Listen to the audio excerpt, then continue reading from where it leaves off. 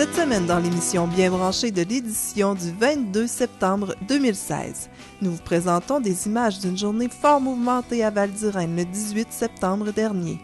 Ensuite, spécial MRC. Nous commençons avec Chantal Lavoie, préfet.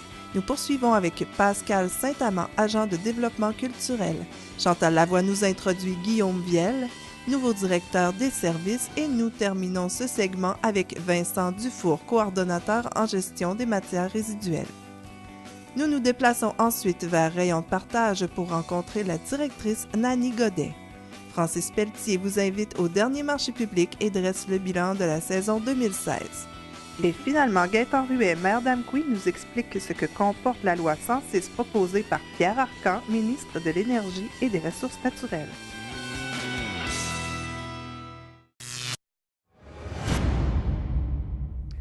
Bonjour et bienvenue à votre émission d'actualité matapédienne Bien branchée. Voici des images de deux activités qui se tenaient à Val-d'Irène le 18 septembre dernier. La journée a débuté avec le circuit régional de vélo de montagne XCO Volkswagen. Près de 30 athlètes ont participé à cette compétition dans 9 catégories. 2 participants de la Matapédia l'ont emporté au classement cumulatif. Il s'agit d'Alex Roy dans la catégorie Pee-Wee et Jonathan Roy dans la catégorie Mètre 40-49. Félicitations aux gagnants que vous voyez présentement à l'écran. En après-midi, la course des couleurs était de retour pour le plus grand plaisir des participants. J'y ai moi-même participé. En famille, entre amis ou même avec son chien. Tous couraient ou marchaient sous les jets de couleurs avant de se rassembler pour une explosion de couleurs gigantesque. Tous les fonds amassés seront remis à Opération Enfant Soleil. 多くの国の情熱を持った人々の出会いから生まれるアイデアが好きです。地球を向上させ、将来の世代のためによりグリーンにするアイデアです。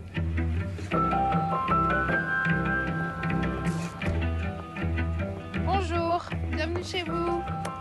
Charlotte Mallet, chercheuse à l'Institut de recherche d'Hydro-Québec. Ici, on a de quoi être fier. Grâce à des partenariats internationaux, on crée les matériaux de batterie de demain. Plusieurs matapédiens attendent la saison de glisse à Val-d'Irène et nous sommes venus rencontrer Chantal Lavoie, préfet de la MRC de la Matapédia, pour savoir ce qui advient avec la restructuration financière de cet établissement. Chantal, cet été, on a beaucoup entendu parler de Val-d'Irène qui aurait besoin d'un nouveau directeur, entre autres, mais aussi de restructuration. Explique-moi, ça va être quoi exactement que ça va prendre? Bien, actuellement, ce on s'est aperçu, c'est qu'il y a eu, financièrement, il y a un gros problème, c'est au niveau de la structure financière. Donc, au cours de l'été, il y a eu des problématiques financières qui ont fait que, il y a eu les activités qui ont commencé cet été ont dû être arrêtées. On a honoré quand même les contrats qu'il y avait à avoir là-bas. Par contre, c'est ça, on a dû mettre fin à ces activités-là. Il y a des déficits accumulés. C'est pas que les activités d'été, là, contrairement à ce que certains propagent. Ce n'est pas que ces activités-là, mais ça a été un peu, comme je dis toujours, l'expression, c'est la goutte qui a comme fait déborder le vase. Ouais. Donc, actuellement, on est en train de faire il y a une étude qui est en train de se faire, un travail qui est en train de se faire, la corporation. Parce que ce qui est important de démêler aussi, des fois qui n'est pas toujours complètement facile, c'est que la MRC est propriétaire des lieux, des équipements, des immobilisations. Par contre, il y a une entente avec une corporation autonome, une corporation de gestion pour les opérations de la station. Okay. Donc, la corporation, c'est elle, dans le fond, qui accuse un peu des problématiques financières. Donc, la MRC, comme propriétaire, on travaille en partenariat avec la corporation pour trouver des solutions, pour trouver des façons de faire, pour assurer non seulement, on sait que la saison de ski cet hiver n'est pas compromise, ça c'est important. Parce que ça, on sait que c'est rentable. Ça, c'est le produit d'appel, c'est ce qui fait fonctionner la station. Par contre, comment on peut assurer la pérennité de tout le reste de la station pour développer éventuellement? Par contre, le développement, c'est sûr que dans la situation actuellement, on ne parle pas de développement, on parle de consolidation et de maintien. Donc, l'étude, la corporation a engagé une firme qui est Mallette pour faire un exercice de portrait financier, un diagnostic là, de la situation actuelle au niveau financier, au niveau gestion, au niveau un peu de toutes les opérations, de la façon que ça fonctionne, le fonctionnement aussi de tout ça au niveau de la station. Et la MRC est partenaire avec eux. Donc, il y a un comité de partenaires qui a été mis autour de ce projet-là aussi de restructuration. Donc, le groupe Mallette fait l'étude et cette étude-là va nous amener éventuellement à un plan de restructuration. Donc, un plan qui va nous dire un peu un plan de redressement qui est plus à propos dans ce cas-ci. Et évidemment, le conseil d'administration, la MRC, autant que la direction et les employés, on va devoir appliquer, mettre en place ce nouveau, en tout cas, ce qu'on va décider de faire dans ce plan de redressement-là, pour pas que cette situation-là perdure, puis pour pas la revivre non plus. Parce qu'on sait que pour tout le monde ici, Val-d'Irène, c'est un joyau pour la Matapédia, c'est une source de développement, c'est une source d'attrait. Donc, on veut poursuivre dans cette lignée-là. On veut, c'est dans cet objectif-là, dans le fond, de maintien puis de pérennité qu'on travaille. Donc, c'est un peu ça. La direction générale, effectivement, là, il y a eu une démission du directeur qui est parti. Donc, la corporation travaille aussi à ce niveau-là pour trouver, en remplaçant, est-ce que ce sera par intérim dans un premier temps pour aller vers une direction générale par la suite ou pas? On est en train de valider. Est-ce que les activités estivales vont revenir l'an prochain? Ça va faire partie de l'analyse qu'on a à faire. Principalement, là, actuellement, c'est vraiment la saison d'hiver qui nous préoccupe. Présentement, pas qui nous préoccupe parce qu'on sait qu'elle va avoir lieu, donc on travaille plus activement là-dessus. Mais tant que l'étude n'est pas sortie avec tous les constats, on ne prendra pas d'avancement pour les autres départements puis pour tout ça pour l'été prochain. On va voir ça, là. Il y a une analyse profonde à faire, là, avant. Donc, on invite la population à acheter leur billet de saison. Merci beaucoup. Nous poursuivons avec Pascal Saint-Amand qui nous dévoile les activités proposées pour le 20e anniversaire des Journées de la culture, dont l'une d'entre elles, très intrigante, qui nous invite à un spectacle mystère. Pascal, c'est le retour des Journées de la culture. Qu'est-ce qui se passe exactement cette année? En fait, c'est encore une tradition, comme depuis 20 ans, de tenir à la fin septembre des Journées de la culture, qui sont une célébration à travers la province de tous les éléments qui composent une culture puis un milieu artistique dynamique, vivant puis ouvert sur la population. Donc, encore cette année, il y a des activités gratuites à certains endroits dans la Matapédia puis ailleurs au Bas-Saint-Laurent. Et puis, en ce qui nous concerne à la MRC, ce qu'on a choisi d'organiser cette année, c'est un spectacle mystère. Donc, on convie les gens à nous faire une confiance totale et aveugle et à venir nous accompagner vers un spectacle dont ils ne connaîtront pas les acteurs, les artistes, et puis dont ils ne connaîtront pas non plus le lieu. Mais il y a quand même un rendez-vous de fixé pour qu'au moins on aille quelque part pour pouvoir apprendre tout ça. Exactement. En fait, nous, on convie le public, les spectateurs à venir nous rejoindre à la microbrasserie La Captive à Amqui entre 5 et 7 heures. Donc, il y a un petit 5 à 7, on se réunit, on prend un verre relax et le départ va se faire de La Captive à 19h15, vendredi le 30 septembre. Nous, on prend en charge tous les éléments pour amener les gens vers le lieu du spectacle. Donc, on se prépare un peu à toute éventualité, mais on n'a pas non plus à se stresser, à dire est-ce qu'on va y aller en 4 roues, ça va-tu nous prendre 3 heures, est-ce qu'on y va à pied? Ça, c'est nous, les organisateurs, qui allons prendre ça en charge. Mais il faut absolument se présenter sur les lieux et être prêt à partir à 19h15, parce que sinon, on manque le bateau et on ne peut pas assister au spectacle mystère. Le bateau. Le bateau, le train, l'avion, la marche coordonnée, on ne sait pas. Puis, ce qu'on peut assurer aux gens qui vont participer à cet événement-là, c'est que ça va être un ou une artiste de la scène émergente québécoise. C'est quelqu'un qui a participé à d'autres événements ailleurs, que ce soit le Festif à Baie-Saint-Paul, Petite-Vallée, Tadoussac, les Francs ouvertes à Montréal. C'est quelqu'un qui a tourné un petit peu. C'est quelqu'un qui fait dans le folk, dans le country, le blues.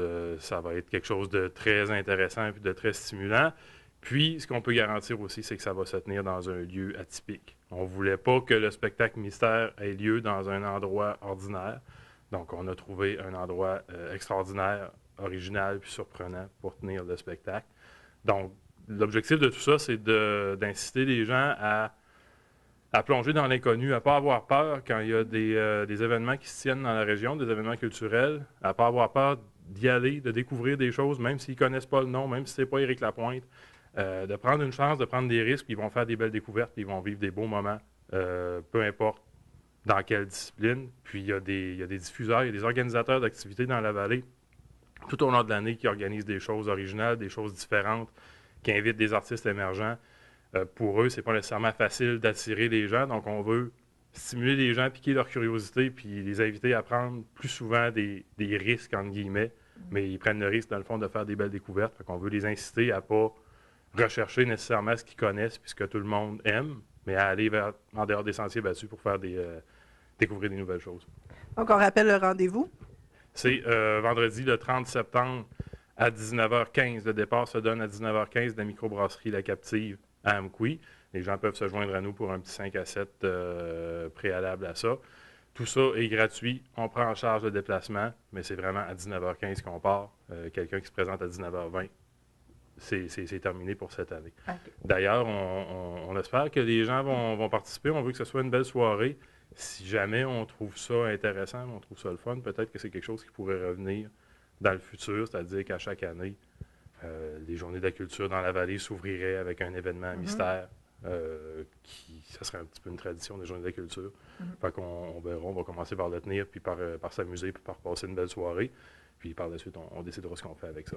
Et pour les autres activités des Journées de la culture, c'est pas un mystère. Alors, on peut accéder au calendrier quelque part?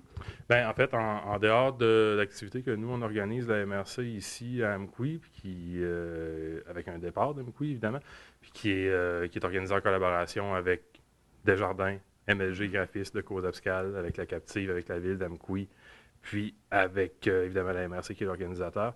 Il y a d'autres activités qui se tiennent. À Sainte-Florence, notamment le samedi, il y a un atelier de dessin d'instruments de musique qui va se tenir. Il y a une porte ouverte au Musée de la forêt du Saumon.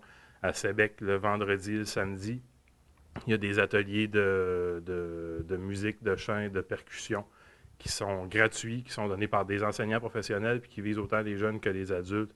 Donc, ça peut être une belle occasion d'aller s'initier à la pratique culturelle. Puis toutes ces activités-là, en plus d'être diffusées, d'être publicisées par des organisateurs eux-mêmes, se retrouvent sur le site Internet des Journées de la culture, qui est, si je ne me trompe pas, journéesdelaculture.qc.ca. Donc, toute la programmation québécoise se retrouve là-dessus. Merci beaucoup, Pascal. Merci.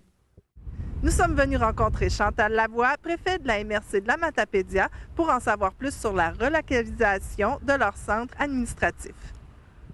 Chantal, on a entendu parler qu'il y aurait peut-être la construction d'un centre administratif. Ça serait quoi exactement et pourquoi surtout? Bien, initialement, c'est un projet qui date de longtemps. Ça fait plusieurs années que les élus du conseil de la MRC, dans le fond, réfléchissent à cette situation-là. Et on a fait des demandes à 3 reprises pour une subvention au niveau du ministère pour nous aider à faire une construction. Parce que sans subvention, il était clair qu'on ne déménagerait pas. Ça serait impossible de le faire. Par contre, on sait que le 1er janvier 2016, on a intégré un service de développement. Donc, il y a beaucoup d'employés qui gravitent autour de l'organisation, effectivement. Il y a différents irritants aussi. Donc, le manque d'espace est un irritant majeur. On a aussi toute l'accessibilité au niveau, entre autres, on vit dans une cour d'école. Les stationnements, oui. Je dirais la problématique beaucoup aussi, quand on est sur le stationnement, l'aire de stationnement ici, bien, l'école, les parents, pour aller chercher les enfants ou les porter à l'école, doivent circuler par la même aire de circulation que nous.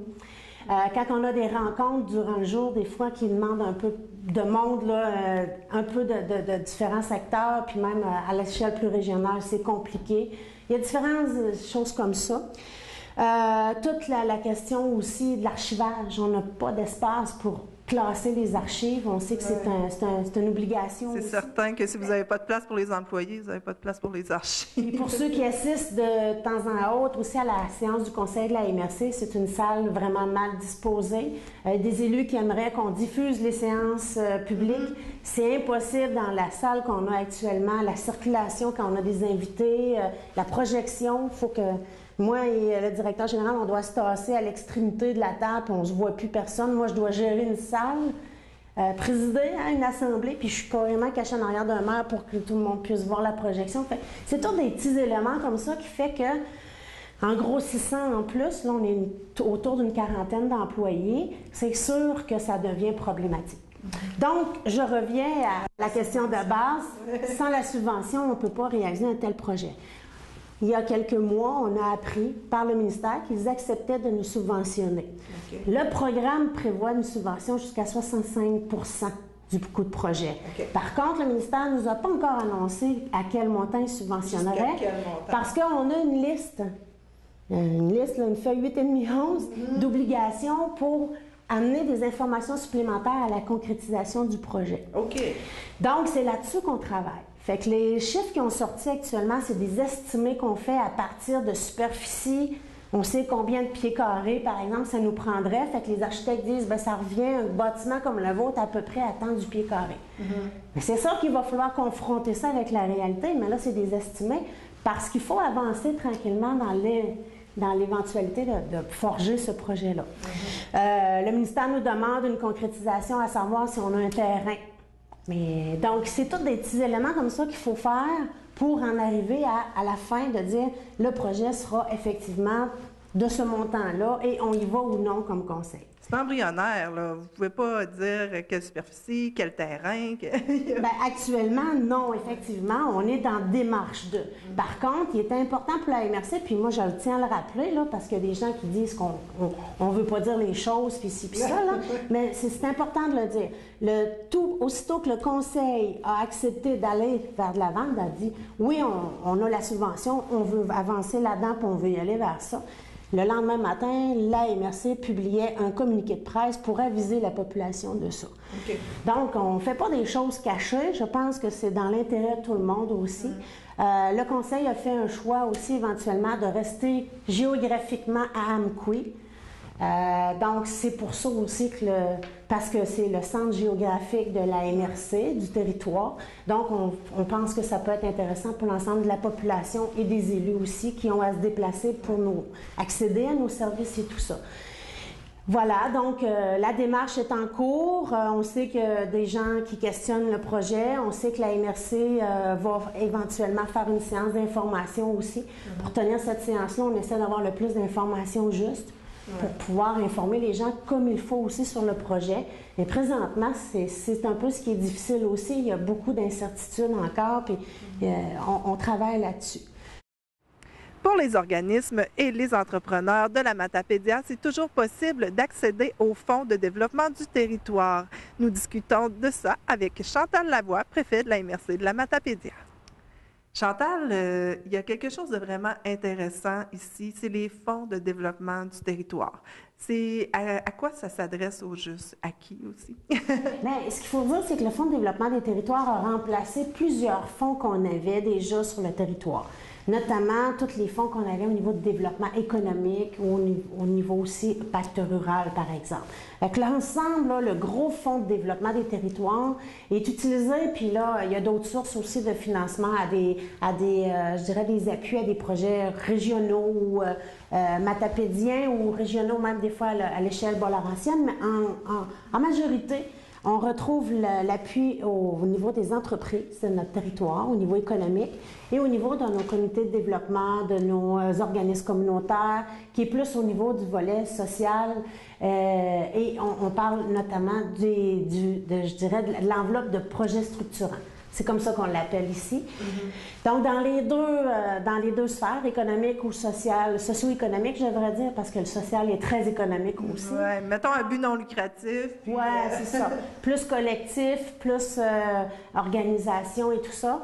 Donc, il y a effectivement des enveloppes plus spécifiques. Mais évidemment, sur la page Internet, là, par exemple, du service de développement de la MRC de la Matapédia, il y a beaucoup de détails là. Les agents, les conseillers, autant au niveau économique que local et territorial, peuvent aussi répondre aux questions des gens.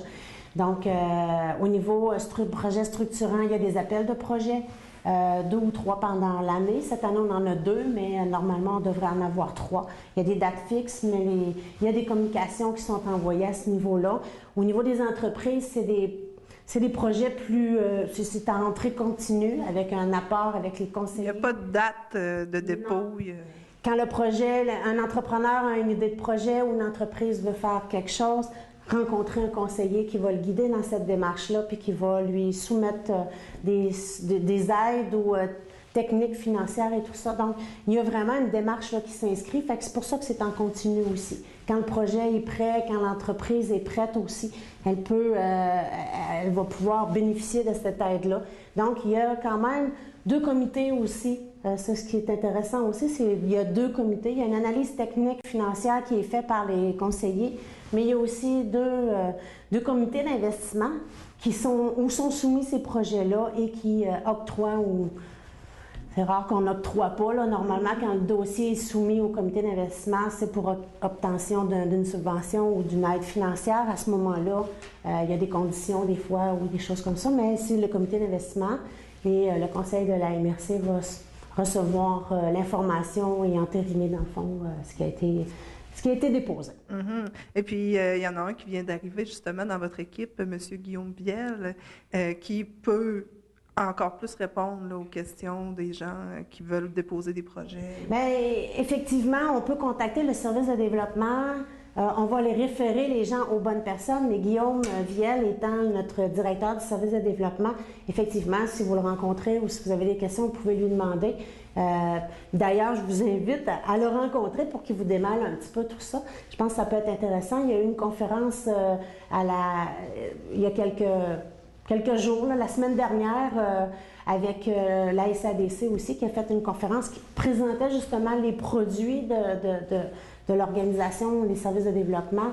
Donc, je pense que M. Viel va être à même de pouvoir bien vous informer, qui peut être très intéressant pour les gens aussi. On va le rencontrer. Merci beaucoup.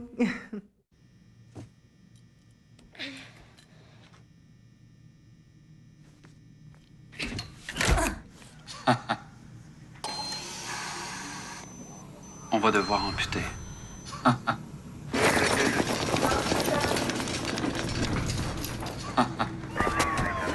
Il parle beaucoup de ça.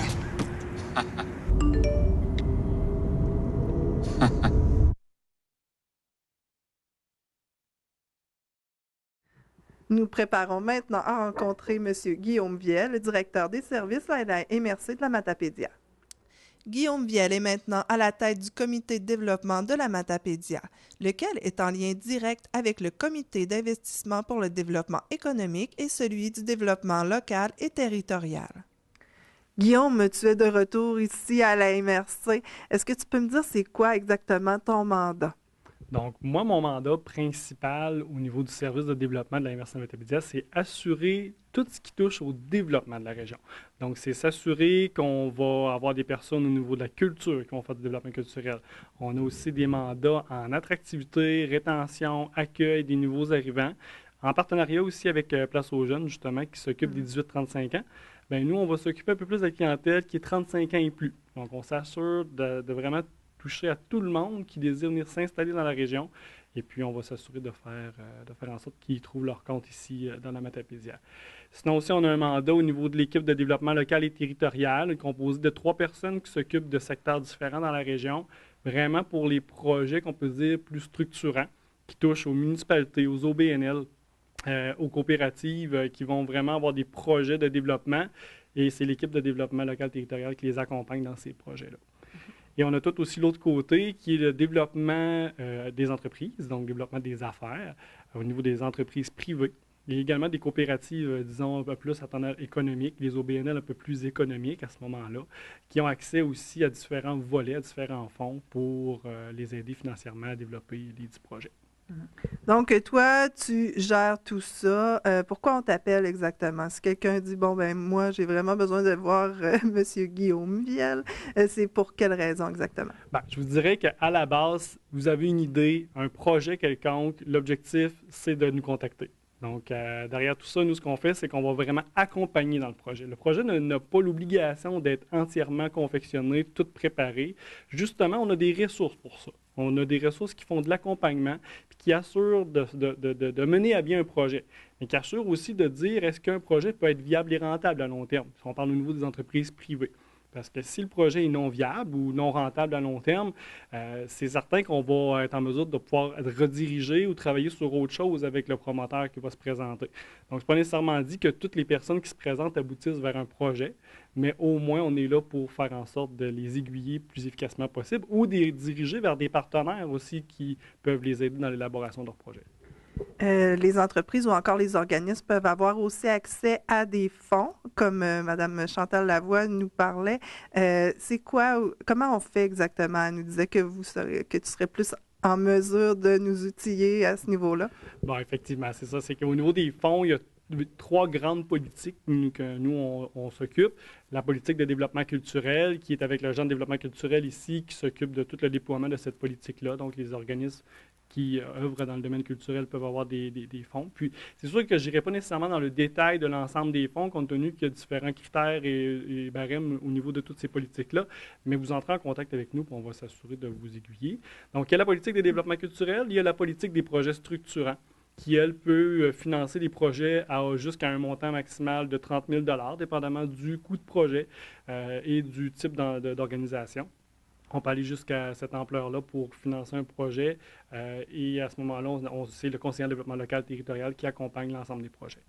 Et on a de l'autre côté notre politique de soutien aux entreprises qui a différents volets. Donc là, on a différents volets. On va aider en démarrage, en relève d'entreprise, en études. On va aider aussi au niveau de l'expansion et de la diversification des entreprises. On va s'assurer aussi d'aider au niveau de tout ce qui est l'aspect de préparation de projet. Donc, on est vraiment au niveau du soutien aux entreprises dans toutes les phases d'une entreprise, tant avant projet, pendant projet et après le projet. On s'assure aussi de faire le maintien. Et à tout ça, au niveau des entreprises, s'ajoute aussi un fonds local d'investissement, qui est un fonds de 1,7 million qu'on possède ici, qu'on va faire des investissements sous forme de prêts à terme dans les entreprises. Et on s'assure à ce moment-là d'aller jusqu'à un maximum de 150 000 $ par entreprise pour assurer le développement des projets qui nous sont présentés. On a entendu aussi beaucoup parler de l'éco-territoire. L'éco-territoire, en gros, c'est quoi?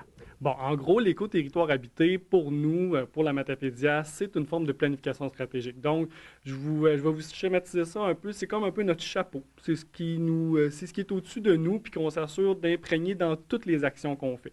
Donc, dès qu'on fait une action quelconque, on se pose toujours la question, est-ce qu'on est en lien avec l'éco-territoire habité? Justement, l'éco-territoire habité, en fait, à ce moment même, présentement, on a un fonds dédié aux entreprises privées qui s'ils ont un projet en lien avec l'éco-territoire habité, qu'on peut permettre, dans le fond, de les soutenir financièrement là-dedans, mais également, principalement, techniquement. Donc, c'est sûr qu'on a un fonds qui est dédié pour mettre à bien l'éco-territoire habité. Donc, mais pour plus de détails là-dessus, je vous dirais que c'est sûr qu'on a vraiment une ressource spécialisée qui est responsable de ce fonds-là et également de la planification stratégique. Puis, vous pourrez entrer en contact avec la personne sans problème. Alors, félicitations pour ta nomination, Guillaume, et bienvenue au sein de l'équipe de la MRC. Bien, merci beaucoup. Puis, juste pour terminer, bien, soyez pas gênés, monsieur, madame, de nous contacter si vous avez un projet. Ça va nous faire plaisir de vous aider. La seule chose que vous avez à faire, c'est de faire le 88 629 2053, puis vous parlez au service de développement, puis on va s'assurer de vous accompagner le mieux possible. Je vous remercie beaucoup. Merci. La gestion des matières résiduelles est un autre mandat de la MRC de la Matapédia, conjointement avec la MRC de la Métis. Jusqu'à maintenant, c'est Marie-Lou Leblanc qui vous a initié au protocole pour la gestion de vos déchets. C'est maintenant Vincent Dufour qui prend le relais pour poursuivre sa mission. Le voici. Vincent, tu as été nommé dernièrement au poste de coordonnateur aux gestions de matières résiduelles. Explique-moi, c'est quoi ton parcours jusqu'ici, là, parce qu'on veut te présenter à la population. Bien, moi, j'ai un parcours, je suis natif de Montjoly, je suis natif de la région, puis j'ai étudié à l'Université du Québec en Rimouski, j'ai fait un baccalauréat en géographie, et puis déjà, même quand j'étais au cégep, je faisais partie du groupe environnemental du cégep qui s'appelait Les Verts solidaires au cégep de Rimouski. Et après ça, quand j'ai fait mon bac, j'ai fini mon bac avec un mémoire sur la gestion des matières résiduelles dans la MRC de la Métis. En finissant mon bac, les gens de la vallée de la Matapédia, peut-être, qui se demandent si ils m'ont déjà vu, j'ai été écolo Vallée Métis en 2010. Puis, à peu près durant 7 mois auxquels j'habitais dans la vallée et j'ai participé à plusieurs projets environnementaux. Pour finalement, c'était un mandat, j'ai fini mon mandat, je suis retourné à Montjoly, puis j'ai travaillé depuis 4 ans sur une plateforme de courtage de connaissances en santé en milieu rural qui était basée à l'Université du Québec Rimouski. Puis, pour finalement revenir à mes premiers amours, la gestion des matières résiduelles depuis le début juin cette année, depuis le début de l'été. Mhm. Et qu'est-ce qu'on peut dire du rendement du bac brun, par exemple? Comment ça va le bac brun? Ben, le bac brun, on peut dire, ça fait maintenant un peu plus d'un an que la collecte est installée dans la région. Ce qu'il y a à dire, c'est on a, durant cette année-là, collecté 950 tonnes de matière organique qui ont été envoyées à l'usine de biométhanisation de Rivière-du-Loup.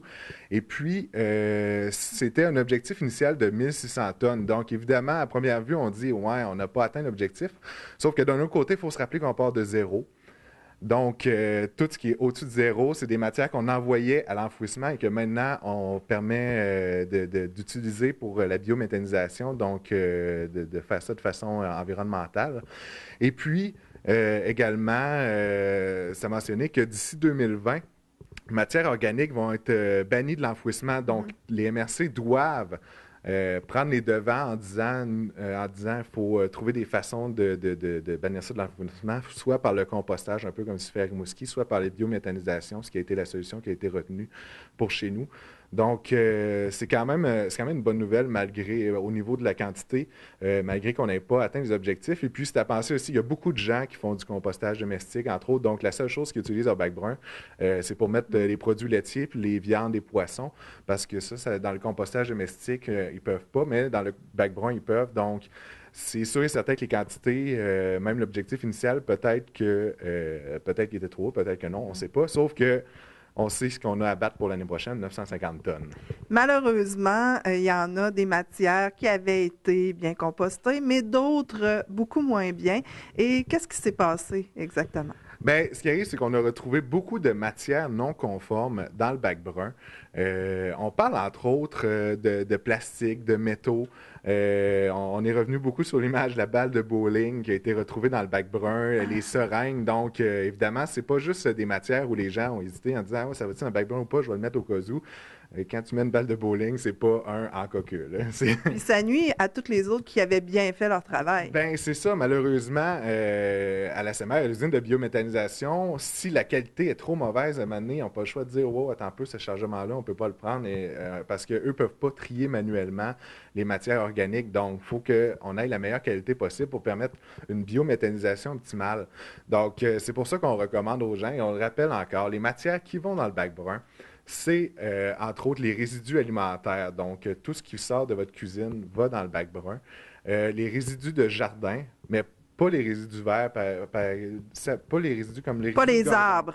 Ben, pas les arbres, pas les arbres et pas les résidus de gazon non plus. De toute façon, la MRC dans la région ici, ça fait longtemps qu'on dit pour la tonte de pelouse, laissez ça sur votre gazon. De toute façon, ça alimente votre gazon.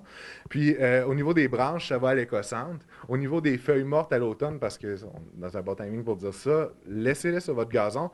La nature est bien faite. La nature dit que les arbres, ça tombe, ça nourrit le sol. Au printemps, reprendre ces nutriments-là, refont des feuilles. Donc, laissez la nature faire. Et puis finalement, il y a le papier et les cartons souillés, les boîtes à pizza, par exemple, des choses comme ça qui vont dans le bac brun.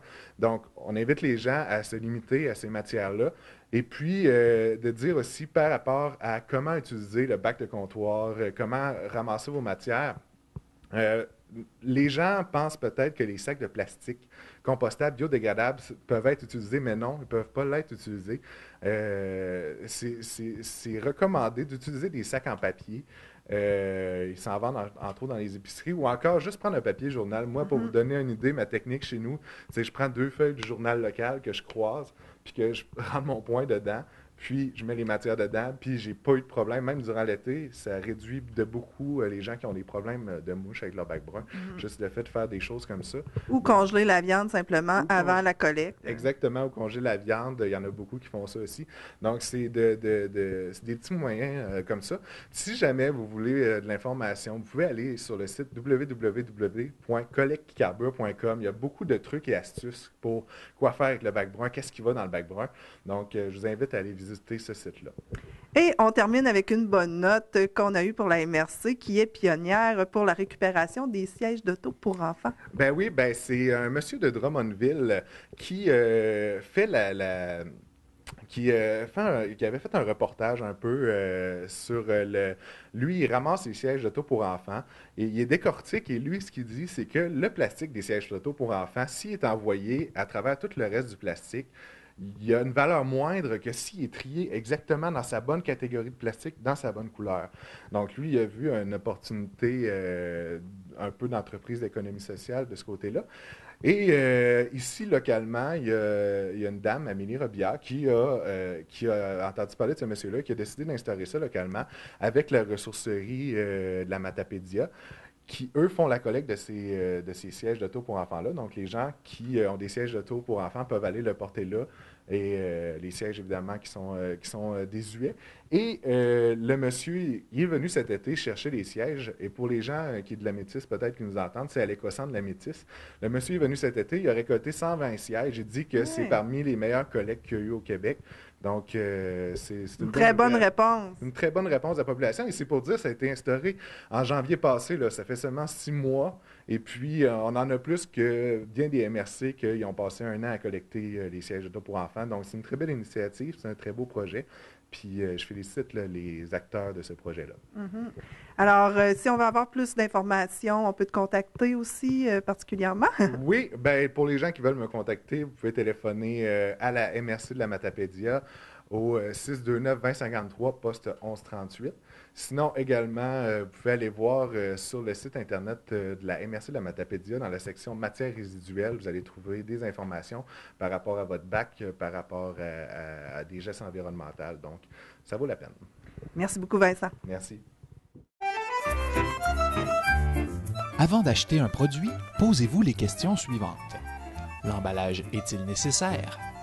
Est-il réutilisable ou recyclable? Est-ce que ce produit est durable? Puis-je l'utiliser plus d'une fois? En réduisant les déchets à la source, on évite les coûts de gestion d'ordures inutiles et on assure un environnement plus sain pour les générations à venir. Plus d'informations sur le site Internet de votre MRC.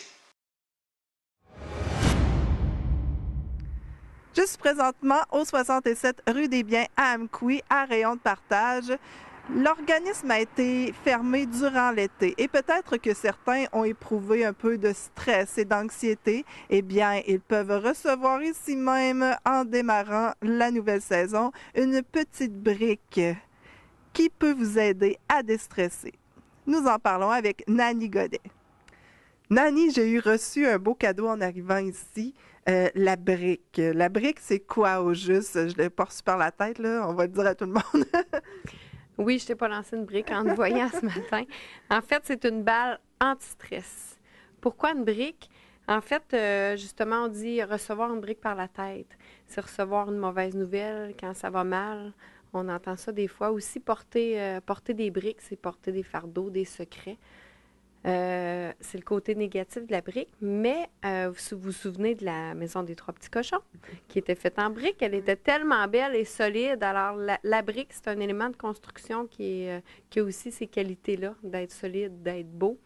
Alors, c'est pour ça qu'on a fait, depuis nos ateliers autogestion de l'anxiété, on a développé ce concept-là avec la brique.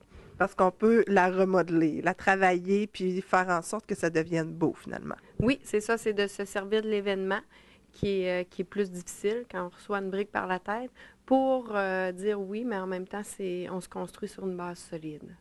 C'est un petit cadeau que vous pouvez joindre aussi avec une carte dans le fond, c'est un élément que vous avez, un outil que vous avez développé ici, à Rayon de partage. Peux-tu m'en parler aussi? Oui. En fait, les briques, si la personne vient ici, on leur en donne une. Ça peut être pour la personne ou pour quelqu'un aussi.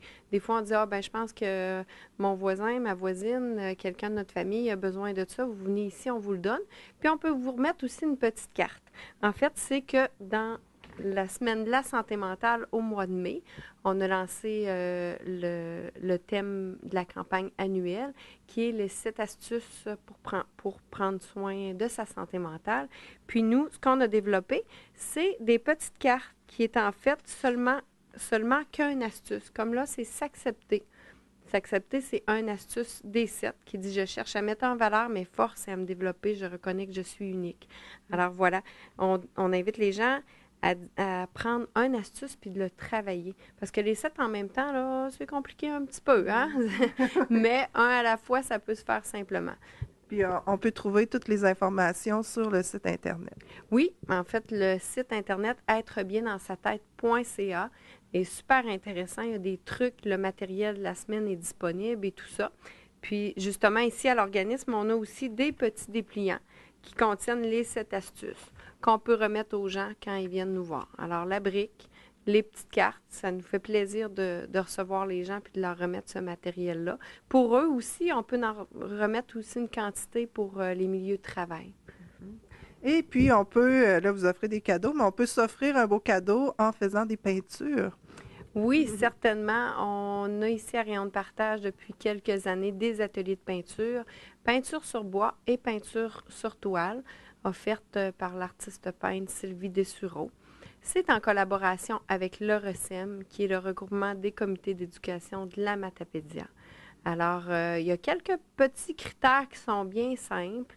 La personne nous appelle, on prend ses coordonnées, puis de la façon que ça fonctionne, les cours, il y en a le lundi et le mercredi. On voit dans quel groupe ça serait mieux pour la personne selon ses besoins, ses attentes. Puis les disponibilités aussi, c'est important, là. Il y a des groupes qui sont plus complets que d'autres à l'heure actuelle. Il y a 5 thèmes pendant l'année que Sylvie va aborder avec les gens, paysages, animaliers. Elle va faire découvrir aussi différents médiums. On parle d'ateliers de peinture, mais à travers les ateliers de peinture, on découvre plein de façons de faire, de facettes. Donc, pour avoir plus d'informations ou s'inscrire, on vous appelle ici directement à Rayon de partage. Oui, certainement, dans le 418-629-5197. Il y a un coût minime, alors quand les gens vont nous appeler, on va pouvoir en discuter avec eux. C'est pour le début du mois d'octobre que les cours commencent. Alors, appelez-nous rapidement parce que les places sont quand même limitées. Mais c'est en toute simplicité, que ce soit pour les débutants, les gens plus avancés, les gens qui n'en ont jamais fait. On a aussi du matériel pour vous accommoder pour les premiers cours en attendant de voir qu'est-ce que ça vous prend vraiment. Fait que téléphonez-nous, prenez l'information.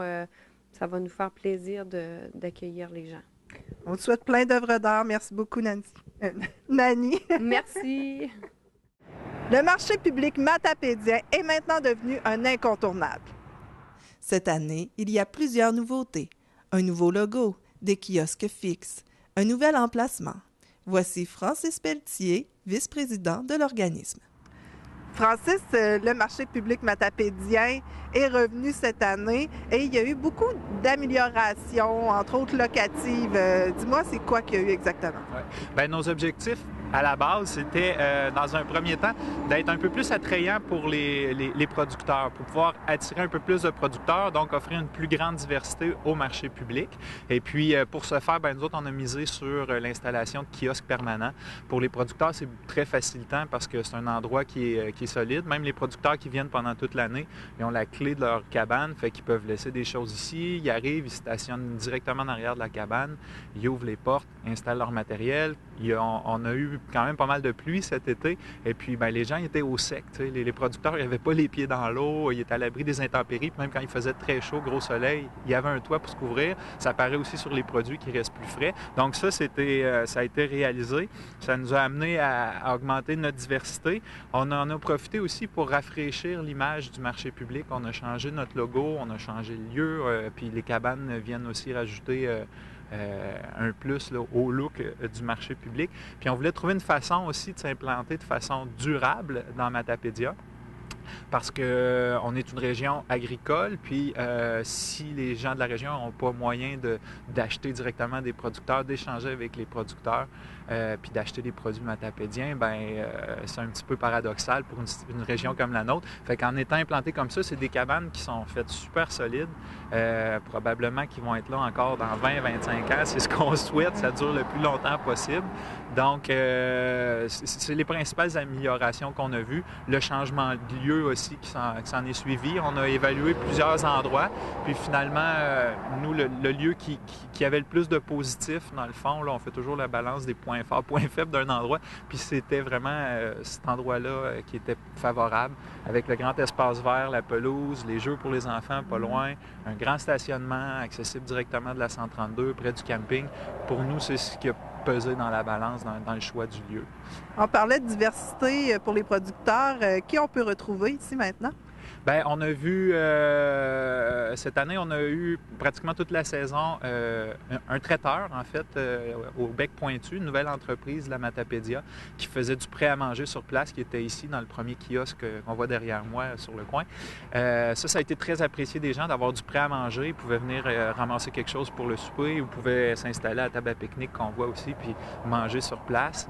Ça, les gens ont trouvé ça intéressant, puis en plus, apprenaient le temps puis la peine d'acheter des produits du marché pour confectionner ces plats. Donc ça a été super apprécié de manger matapédien. On a eu une boucherie de Cozapscal, la boucherie des Petits Veilleux, qui est venue les 8 premiers marchés. Donc un producteur de viande qui vient aussi longtemps. Ça, c'était nouveau pour notre marché public. Ça a été hyper apprécié, ça aussi. Puis, on travaille fort à ramener des producteurs de viande pour les derniers marchés publics. Et puis, que ça se continue dans le temps, dans les prochaines années. Autrement, 2 producteurs maraîchers de la région, le potager enchanté de Cozapscal, le jardin caché d'Amkoui, qui ont été ici toute la saison. Évidemment, la vallée de la Framboise, qui est là depuis les tout débuts, qu'on n'a plus besoin de nommer. La légumière qui fait des boulanges-pâtisseries, qui vient, elle, de Sainte-Alexis de Matapédia. La ferme Bococo d'Amkoui, qui est venue vendre des œufs frais. Ça a été un beau plus aussi pour le marché d'avoir des œufs, parce qu'on a maintenant 4 producteurs d'œufs dans la région. Fait que c'est le fun de les voir en quelque part. Au travers de ça, bien, il y a eu des fraises en début de saison. La chocolaterie Beljade aussi, qui est venue rajouter un beau plus pour les becs sucrés. Donc, ça a été diversifié. On a eu certains marchés jusqu'à 10 producteurs différents ici, avec une autre pâtisserie de Rimouski. Donc, à 10 producteurs, c'est quand même très intéressant. Puis, c'est diversifié. On essaye de ne pas avoir trop de producteurs dans la même niche, là, si on veut. Et je crois que vous avez passé un sondage auprès de votre clientèle pour savoir quelle était leur appréciation des nouveautés, tout ça. C'est quoi le résultat? On a effectivement passé un sondage qui est sorti à la fin du mois d'août. Et puis, il y a 51 répondants qui ont pris le temps de donner leur avis là-dessus. Nous, ça nous a apporté des informations précieuses, des conseils ou des idées d'amélioration pour les prochaines idées qu'on va prendre en considération dans la préparation de la prochaine saison. Mais je dirais, en gros, ce qui ressort, on voit que les gens qui ont pris le temps d'y répondre étaient satisfaits de ce qu'on a fait comme projet, comme renouveau, comme le retour du marché public. Je dirais que c'est presque autour de 75% des gens qui trouvent que la nouvelle version du marché public est encore mieux que ce qu'on avait avant. Avec l'édition 2014 et les antérieures. Puis, c'est près de 90% des répondants qui se disent à tout le moins satisfaits ou très satisfaits de l'ensemble du marché public, là, de la façon que ça s'est tenu cette année. Donc, cette nouvelle formule est là pour rester?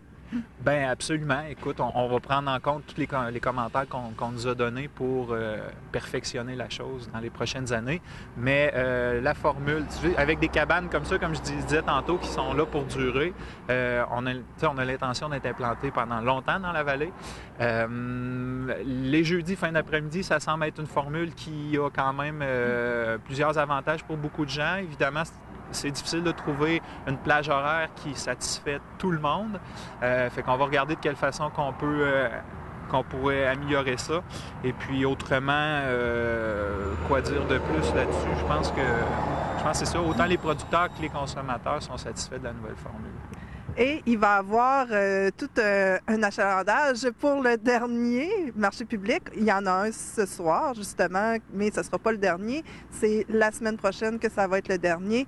Qu'est-ce qui va se passer au juste? Oui, bien, tout au fil de l'année, on a eu différentes activités. On a fait une ouverture officielle en tout début de saison, une fête du chocolat à la fin août, la fête de l'ail qui s'est passée tout récemment, le 15 septembre. Et puis là, on termine avec l'inauguration officielle. Ça fait étrange de faire ça comme dernier marché public, mais étant donné que le projet il a fini de se construire durant la saison, on n'a pas eu toutes nos cabanes avant le mois de septembre pratiquement, on va profiter du dernier marché public le 29 septembre pour faire l'inauguration officielle de nos cabanes. C'est là qu'on va prendre le temps de remercier nos partenaires financiers parce qu'il y en a plusieurs. C'est un projet de près de 90 000 $ qu'on a monté. On ne pouvait pas faire ça juste avec les fonds de notre OBNL.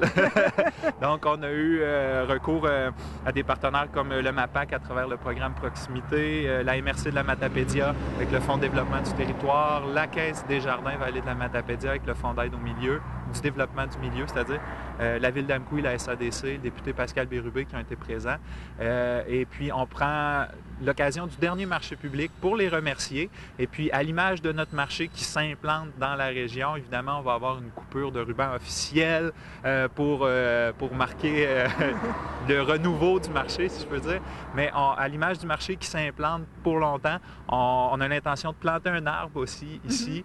Idéalement, ça va être un arbre fruitier, mais il reste des détails à peaufiner pour ça. Puis si vous voulez assister à l'inauguration, l'espèce de cérémonie, si on veut, à partir de 15h30, le 29 septembre prochain, venez faire votre tour au marché public. Suite à cette petite cérémonie-là, à 16h, les kiosques sont ouverts, les producteurs vont être là, encore diversifiés. On va essayer de remplir les cabanes, les 8 cabanes avec des producteurs de la région pour l'occasion. Et puis, les gens pourront, pour une dernière fois, faire le plein de denrées matapédiennes pour passer l'hiver de belle façon. C'est un rendez-vous. Merci beaucoup, Francis. Merci. Le 19 septembre dernier, le Conseil de ville d'Amqui adoptait une résolution pour protéger les sources d'eau potable de la ville. C'était advenant que la loi 106 soit adoptée. Nous rencontrons Gaétan Ruet pour pouvoir démystifier un peu cette loi. Monsieur Ruet, on a appris une nouvelle venant du gouvernement qui veut passer la loi 106. C'est quoi cette loi-là, au juste? C'est une loi qui se substituerait à la fameuse loi qui date de 1880. Là. OK? Il y a une loi qui date de 1880 pour régir l'exploitation des mines, les redevances et tout. Qu'est-ce qu'on peut faire? Qu'est-ce que les entreprises qui veulent faire de l'exploration minière, de l'exploitation, qu'est-ce qu'ils peuvent faire? Là, ça marche selon le régime de la loi de 1880. À ce temps-là, les préoccupations n'étaient pas celles d'aujourd'hui. Là. Et là, la loi 106 est supposée de nous mettre en 2016 avec une nouvelle loi. Mais elle a des défauts, cette loi-là. Là. Entre autres, elle donne beaucoup de pouvoir à ceux qui se lancent, qui sont déjà dans le domaine d'exploitation, que ce soit gazière ou minière. C'est que, littéralement, si tu as une mine ici, en dessous d'Amqui, là, tu tasses la ville. OK? Tu tasses la ville, on fait le trou, puis on sort de l'or si c'est de l'or, ou si c'est du pétrole, on passe les trous en ville. C'est démentiel, là. C'est incroyable. Les lobbyistes des compagnies, là, puis regardez, là, que vous avez vu, il n'y a pas si longtemps, là, on l'apprenait, M. Jean Charest, ex-premier ministre du Québec, est devenu un lobbyiste, puis il avait rencontré les commissaires de la Commission nationale qui devait vérifier le dossier de pipeline de Trans-Canada Énergie. Alors, il n'est pas tout seul de son camp, là. Il y a plein d'ex-politiciens de haut calibre, là, comme M. Bouchard, là, Lucien Bouchard, je vous dis, c'est un lobbyiste de haut rang, là, puis d'autres, là. Eux autres, ils ont beaucoup de moyens, puis c'est eux autres qui font les mamours avec les décideurs, les ministres, puis qui les mettent dans la tête de passer des lois, mais à leur avantage, puis à l'avantage de qui? Des actionnaires. Pas des citoyens, des citoyennes. Oui, je comprends les actionnaires, des citoyens, des citoyennes. Mais des actionnaires qui, leur préoccupation, c'est d'avoir des gros rendements sur leur placement dans ces entreprises-là. Fait que là, cette loi-là, elle permettrait à des entreprises, disons, gazières. Parce que la Matapédia, là, la MRC de la Matapédia, à la grandeur là, du territoire, c'est clémé. Ça veut dire qu'il y a des droits d'exploitation. C'est vendu, là. Puis ça coûte pas cher au Québec, là, je pense que c'est 10 cents l'hectare. En tout cas, c'est une vraie risée. Dans l'Ouest canadien, là, en Alberta, c'est 500 piastres. Ici, là, nous autres, on est tellement dans l'abondance, nous, les Québécois et les Québécoises, on dit, tu veux venir fouiller pour du pétrole, puis du gaz, là, ça coûte trop pas cher, 10 cents l'hectare. Donc, c'est pas un gros trou pour renouveler tes permis à chaque année. Puis si tu en trouves, là, c'est toi qui fais l'argent. Là. Puis si c'est du gaz de schiste, vous savez que pendant les 5 premières années, il n'y a aucune redevance. Parce que c'est dans la loi. Là. Ils ont le droit d'exploiter pendant 5 ans, puis ils n'ont pas de redevance à payer. Alors, donc, avec la loi 106, là, ils pourraient venir forer à 500 pieds d'un puits. Comme nos puits sont à l'entrée de la ville, s'il y a du pétrole ici autour de l'hôtel de la ville, ils peuvent débarquer puis faire des puits dans la cour de l'hôtel de la ville, puis on ne peut pas les empêcher. Alors, nous, comme 295 et maintenant plus de municipalités et de villes là, au fil des séances de conseil là, qui ont été interpellées, s'ajoutent là, pour passer une résolution, pour passer un règlement. Ce règlement-là ne pourra prendre effet que si le gouvernement veut bien l'adopter. Mais nous, on dit que c'est ce règlement-là qu'on veut à la place de ce qui est prévu dans la loi 106 au niveau de l'exploitation des gisements miniers et gaziers, pour protéger l'eau potable. Si c'est un regroupement de 20 personnes qui ont un petit réseau d'alimentation, il faut que le forage soit à 2 km dans le puits qui approvisionne les 20 personnes. Puis si c'est 50 et plus, il faudrait que ça soit à 10 km. C'est pas juste à partir des puits, là, c'est vraiment pour le réseau. Ben, en fait, à partir des puits, le gisement d'eau, où est-ce que tu puises l'eau. OK. 10 km là, autour des puits de la ville, là, qui sont non loin en arrière du Tim Hortons, là, puis dans ce secteur-là, là. Ben, mettez 10 km. Pour aller à Valbriand, c'est combien? C'est 7-8 km? Hein? Ouais, Donc, c'est plus loin que Valbriand, c'est plus loin. Bon, ça vous donne une idée, là. Fait que là, on est protégé. Parce que quand on descend, là, les puits, là, pour aller chercher le gaz, puis chez nous, là, c'est pas comme du pétrole, comme on dit traditionnel, comme dans l'Ouest, des fosses, là, où on descend comme une grosse paille là-dedans, on descend un puits, puis on siphonne la grosse poche de pétrole qui est autour de ça. Non, on n'a pas ça ici, là. Ici, c'est du pétrole ou du gaz qui est peut-être dans des couches de matériaux là, qu'on appelle des shales, des schistes, puis c'est toutes des alvéoles de pétrole. Alors, il faut descendre un puits, puis rendu dans la couche, là, pour aller chercher le pétrole, là, tu n'essaies pas de pomper parce qu'il y a juste quelques pochettes autour. Là, là il faut que tu t'en ailles à l'horizontale là-dedans, puis là, tu envoies des potions magiques, là, des gros volumes d'eau avec des produits chimiques dont ils ne veulent pas dire la teneur. Puis c'est très important au niveau de la santé, s'il y a quelqu'un qui est contaminé, qui a quelque chose avec ça, il arrive à l'hôpital, tu as été contaminé par quoi? Je ne sais pas. Ils ne veulent pas donner la recette. Alors, c'est fou raide, là. Alors, ils envoient ça, puis là, c'est un tuyau avec plein de trous. Puis là, ils envoient comme des coups de bélier, des fois, quand vous formez une chambre trop vite, ça fait bang dans un coup. Ils envoient un coup là-dedans, bang, puis là, ça fait sortir l'eau de chaque barre, puis ça fait éclater les petites poches de pétrole, puis là, le pétrole vient. Mais là, c'est juste à une certaine distance autour du tuyau, là. Et puis ça, là, ce que tu vas aller chercher, tu n'iras pas chercher 100% du pétrole qui est là, là. Tu vas aller chercher autour. Fait qu'il faut que tu fasses des puits comme ça, par là, par là, par là. Fait que si tu t'en vas sur des distances, des kilomètres, là, tu rentres en dessous. Et les puits qui font comme en dedans de 5 ans, c'est plus rentable après 5 ans, là, pour sortir ce qu'il y a à sortir, ben ils mettent pas des tuyaux en stainless pour descendre dans le sol, là. Quelque chose qui ne pourrira pas, là. Comprends-tu? Ils mettent des tuyaux, là, qui, après un certain temps, là, bon, c'est pas grave, là, on n'est plus là, qui pourrissent. Puis là, les remontées de ces cochonneries-là peuvent se faire. Parce que les nappes phréatiques, celles dans lesquelles on puise notre eau potable, sont toujours au-dessus de ces gisements-là, là. Ils sont au-dessus. Fait que si ça remonte et ça vient contaminer l'eau, là, quel sorcier va avoir une recette magique pour aller enlever la contamination là-dedans? Alors, la loi 106, pour moi comme maire, pour la ville d'Amqui, pour bien des municipalités et villes à travers le Québec, c'est insensé. C'est fou. Alors, le gouvernement qui doit travailler pour le mieux-être des citoyens et des citoyennes, qui doit gérer ça en bon père ou en bonne mère de famille, dans le meilleur intérêt du bien commun, bien là, c'est pas ça qu'ils sont en train de faire. Ils sont en train d'ouvrir la porte à monsieur les actionnaires dans les grosses compagnies qui ont de l'argent et qui veulent en faire plus encore. Moi, là, je ne suis pas là ici là, pour gérer le profit des compagnies. Là, je suis là pour m'assurer que les citoyens et citoyennes qui vivent à Amqui ont de l'eau potable, puis que quand je vais partir, que ceux-là qui vont suivre vont dire, le maire, il a fait sa job, puis l'autre qui va venir après va devoir faire sa job, puis de faire en sorte que les citoyens et citoyennes, ceux qui s'en viennent, ceux qui sont honnêtes, qui pensent vivre un jour à Amqui, bien, qui ont encore l'assurance que Amqui est encore parmi les 17 villes au Québec où il y a la meilleure eau potable. Alors, on va suivre le dossier là-dessus. Le Conseil de ville a fait ses devoirs et puis on attend les résultats. Merci beaucoup. Merci, Mme Nathalie. C'est ce qui complète l'émission pour cette semaine. Je vous invite à continuer à nous transmettre vos nouvelles et événements, soit par courriel à l'adresse journaliste@tvcmatapedia.com ou encore au téléphone au 418-629-4503. Je vous invite aussi à visiter notre site web au www.tvcmatapedia.com car toutes nos émissions sont sauvegardées. Vous pouvez jouer au Télébingo ce dimanche à 12h30 et je vous souhaite la meilleure des chances. À la semaine prochaine. Informatique Bar-Est assure l'entretien du parc informatique de votre TVC. Informatique Bar-Est offre un service informatique résidentiel, commercial et industriel.